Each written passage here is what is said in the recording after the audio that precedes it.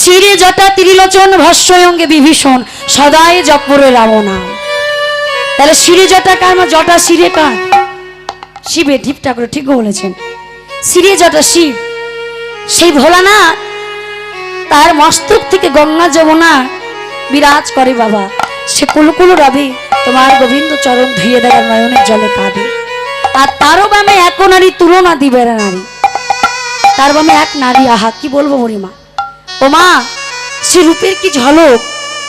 আর জানো মা ওই রূপ সে 10টি হাত, আর 10 করে কি করে জানো মা?